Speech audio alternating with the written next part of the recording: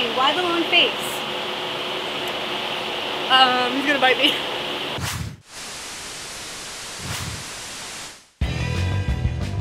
It's Be Your Own Fan TV with your host, Tyler Taminia.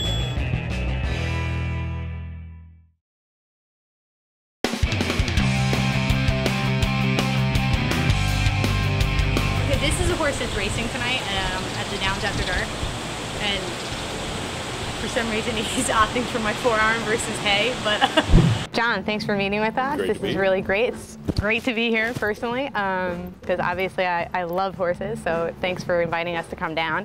Talk a little bit about, obviously, the Kentucky Derby and just the magnitude of that race to our fans. The Derby's a mix of a lot of things. It's fashion, it's food, it's fun, it's celebrity, and again, it all comes down to those 2 minutes when the best 3-year-olds in the country run a mile and a quarter, and we see who's the best on that day. How long does it take to prepare? It's a big job. Again, when this year's Derby was over, when the 2011 Kentucky Derby was over, we took a deep breath, took about a day, and then started looking toward next year. We look at what worked, we look at what didn't. Obviously, a lot of things went well this year, as we had a record attendance for this year's Kentucky Derby, biggest crowd in 137 years of history. But it's a year-long. It is. It really is a year-long process. Obviously, it ramps up after the first of the year, the months leading up to it, and then here in this city, it's not just Churchill Downs, it's the entire city of Louisville. There's a Kentucky Derby Festival that kicks off 3 weeks out. They have several 100,000 people on the Ohio River to watch a fireworks show and an air show called Thunder over Louisville, and there are a series of events leading up to the Derby. So it's not just a racetrack celebration, a Churchill Downs celebration,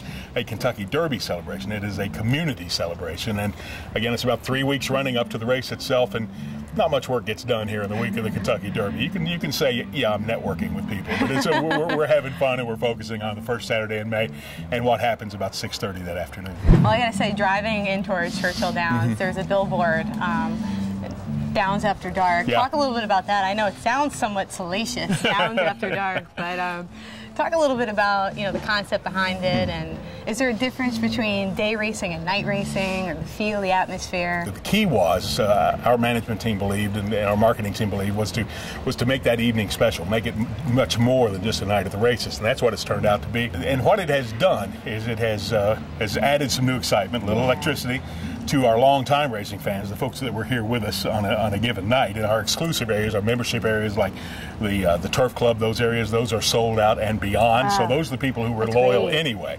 But they're coming, they're bringing their friends. And we're getting a lot of people who maybe had kind of lapsed, had used to be maybe regulars at the racetrack, had kind of faded away doing other things. They've come back to see what the big deal is.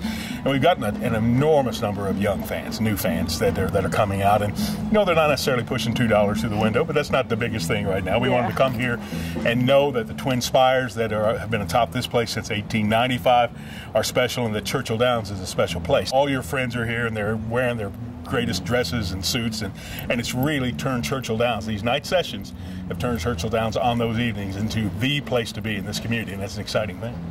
Why don't you tell our fans, obviously, what you do first, and your title and your position here at Churchill? Well, basically, I am the racing analyst and handicapper for Churchill Downs, and my title is Director of On-Air Racing Communications. Kind of a mouthful there, but it encompasses a lot. I'm also in the marketing department, the brand marketing development licensing, and just kind of involved in the whole, as well as handicapping the horse racing, also bringing an understanding of horse racing to the casual fans. So I do a lot of seminars about horse racing, and also the crossover between the event side of horse racing and the horse racing itself. So what's a typical day like for you then? Well, there's typical days, and then there's Derby time. Typical day is basically, I get here probably, if I'm shooting some stuff on the backside, because we'll shoot a lot of video content for our websites, all our social media content. We'll get back there about 6 in the morning and do a feature story on some of the horses or the characters back at the barns. Then come over here front side. Usually there's a 10 o'clock meeting, and then I get my changes for the program on a race day. We do a show at 11:45, a Churchill Downs Today racing show, talk about all the races for the day. Then I have about 20 minutes to get wired up and ready and into the paddock, and 10, 12 races. I'm out there for every race, talking to our people on site, but also a simulcast network that goes out to every racetrack and every kind of off-track wagering place in the country and internationally as well, telling them what horses I think they should bet on. Oh, that's great. And why.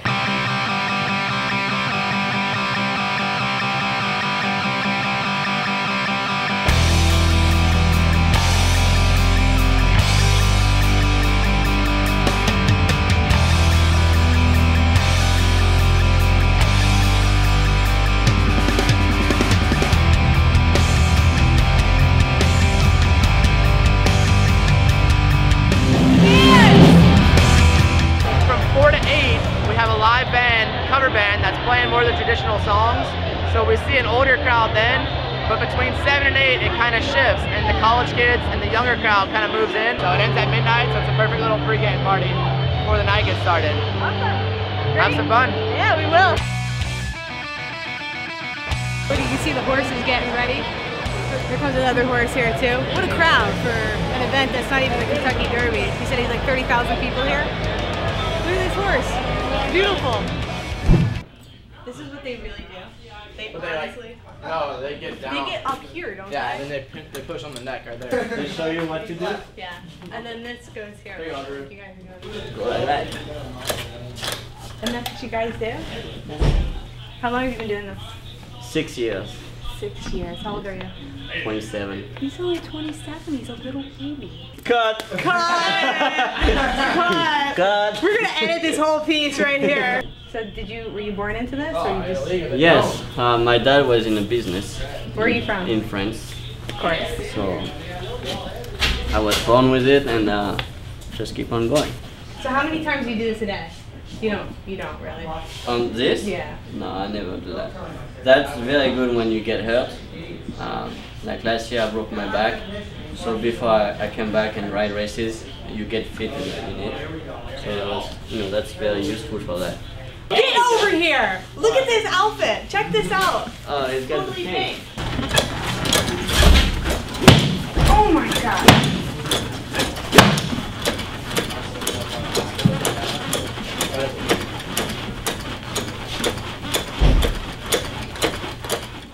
Obviously, we were able to see just now Julian and Sean on the simulator warming up and getting ready to take this on. Hopefully, it brought them some good luck.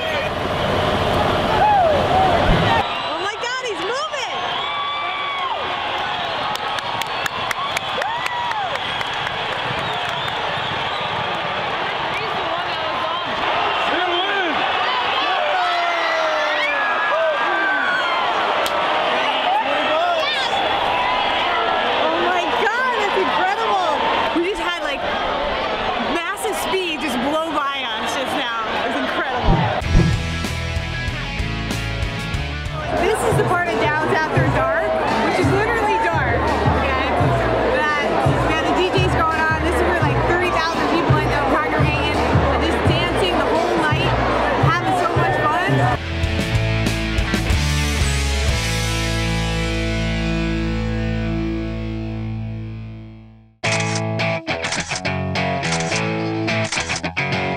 Sports are very similar. The elusive Triple Crown. It's been 33 years for horse racing and 44 years for baseball since Affirmed and Yaz last brought home those honors. Your champions are 3 years old, and ours occasionally act that way. Close to the infield, it's a wonderful seat. You get an occasional filly, but for the most part, both sports are predominantly male. But in reality, this is a tremendous venue the other 364 days of the year.